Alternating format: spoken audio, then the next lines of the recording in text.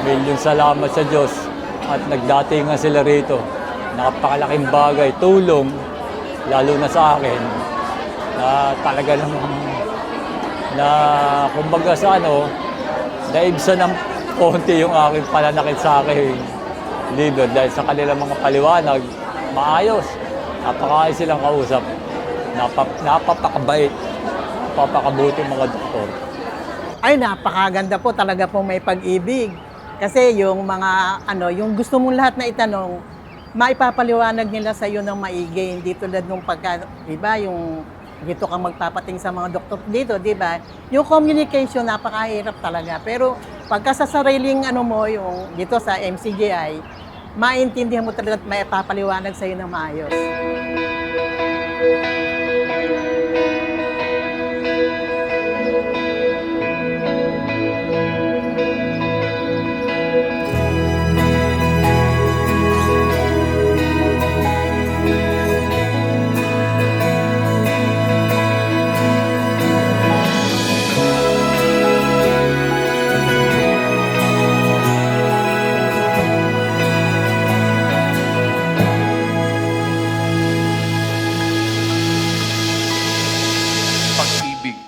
Pag-ibig na hindi pa kunwari, pag-ibig na hindi pa imbabaw, pag-ibig na siyang batayan ng ating mga paggawa. Gawin nyo sa pag-ibig ang lahat ninyong ginagawa.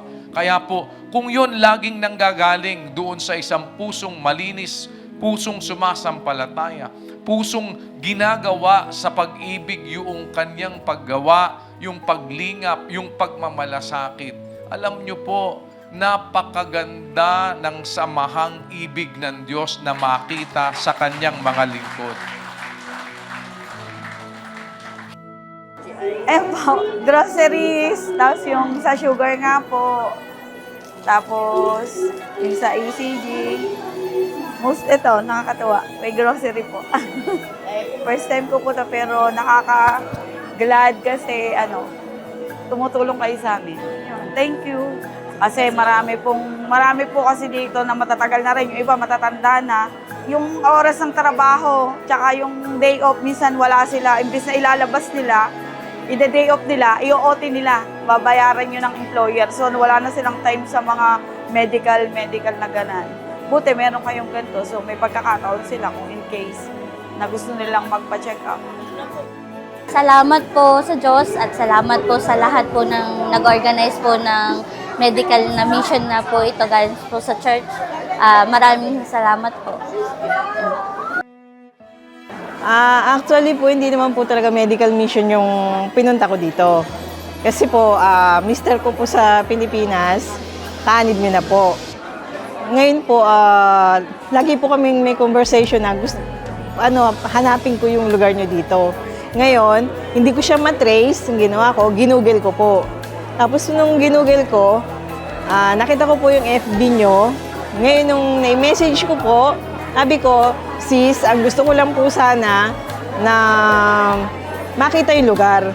Kasi parang yung sa akin po, sa dating po sa akin ng parang gusto ko nang maging kaisa ng asawa ko po. Ganun. Then pagdating po dito, kahit na visitor lang po ako, in-accommodate na po ako para magkaroon sa medical mission po. Hindi kayo nag-iisa, mga kapatid. Kung mayroon kayong pinagdadaanan sa buhay, Sa bawat pagluhod namin, kasama kayo sa aming mga pagdaing sa Diyos, mga kapatid. At kung ano man po ang paraan na higit pa na maaari naming magawa para kayo'y higit na mapagmalasakitan, kagaya ng ating mga pinasisimulan, kagaya po nito, ibig naming lagi po na tandaan ninyo sa inyong mga puso, mayroong kayong kapatirang bigay ng Diyos kasama nyo sa lahat ng paraang pinahihintulot ng Panginoon.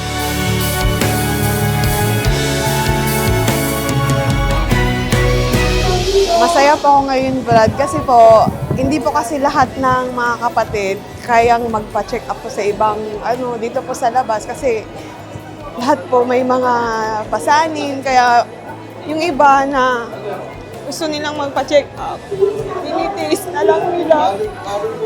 Dahil para po mapunan yung pangangailangan ng pamilya nila sa iba, kahit nahihirapan na, meron ng iniinda. Kaya, salamat po talaga sa Diyos dahil naisip po ito ni Kuya na bigyan po ng pansin yung mga kapatid dito sa ibang bansa na tinitipid po nila yung sarili nila. Tapos tinitiis nila kaya malimit po dito. Talagang malala na po yung sakit pag nagpa-check up na po sila. Kaya sobrang laki po pasalamat dahil napabilang po tayo dito sa loob ng iglesia na totoong may malasakit sa mga kapatid. Inaalala hindi lang po yung sa kaluluwa, pati po sa ating pangangatawan. Kaya ginab po namin itong opportunity na to dahil minsan lang po makalabas ng ganito po, 3 ang araw ng day off. Yung mga kapatid, makikita mo, masayang-masaya, tulong-tulong. Talagang nababasa talaga sa kapatiran. Yung salita at aral ng Diyos na pinipilit na maganap yung tungkulin sa bawat isa sama-sama. Salamat po talaga sa Diyos.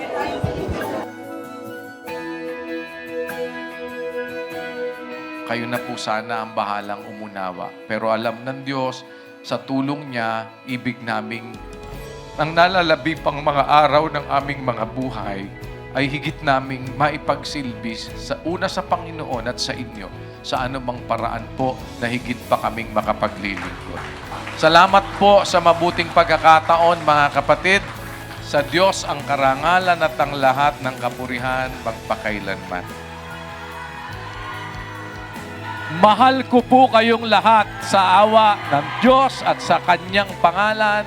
Dala namin sa aming mga puso ang pag-ibig sa kapatiran. Pagpalain kayo ng Panginoon.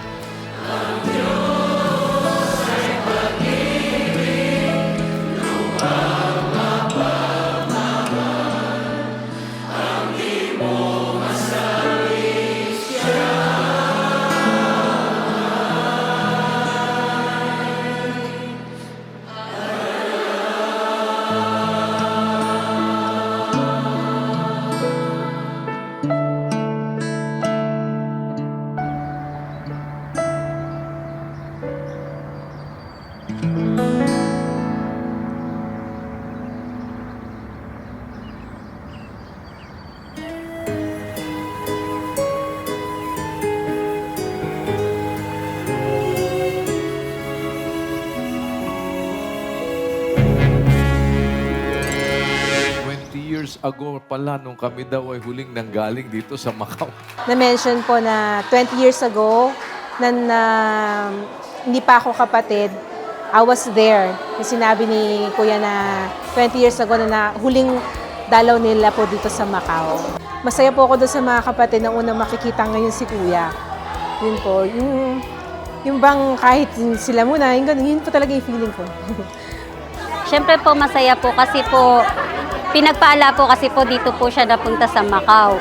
First time ko po siyang makita and then happy po ako kasi po narinig ko po siya ng personal, hindi lang po sa TV. Salamat po sa Diyos kasi po binigyan niya po ako ng pagkakataon para ma-experience ko po lahat ng ito at masaksihan ko po kung gaano po kasaya sa tahanan po ng Diyos. Kasi halos lahat po ng pasasalamat, dumadalo po kami, family po kami. Kung loloobin po, mabautismuhan.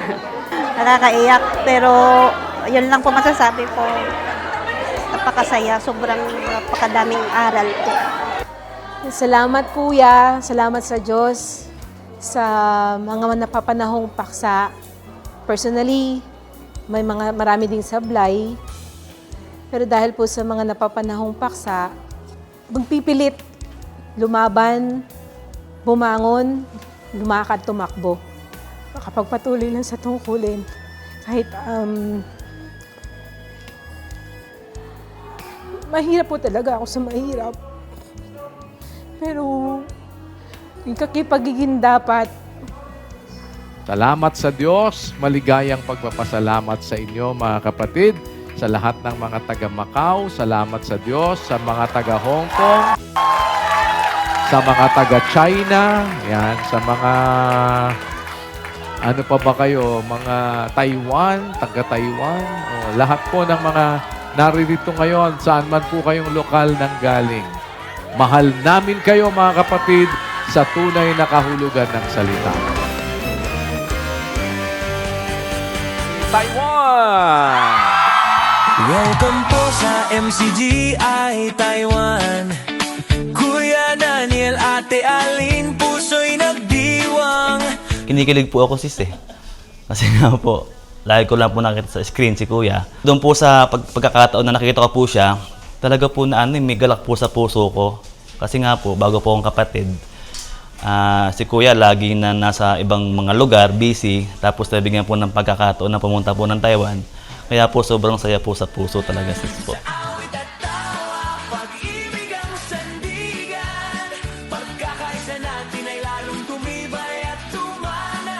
Sobrang nakakatuwa po talaga. Nakakilig din po talaga na makita si Kuya at saka si Ate. Parang lahat po nung mga nireview namin is nawala siya. Kasi nakapokus lang kami kay Kuya at saka Ate. Kasi first time po kasi namin yan bilang dito po nabautismuhan sa Taiwan. First time po namin na makita si Kuya. Yung mayakap ko si Kuya, sobra po talaga na yung kagalakan po sa puso na mayakap mo yung mga ngaral mo. Sobrang saya po. Yung po hindi ko makakalimutan po talaga.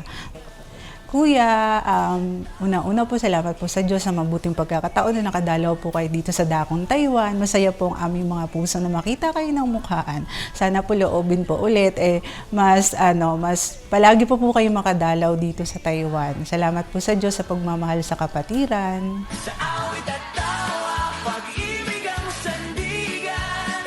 Pagkakaisa natin ay lalong tumibay at tumanan. Mahal namin kayo, Kuya at Ate, sa MCGI.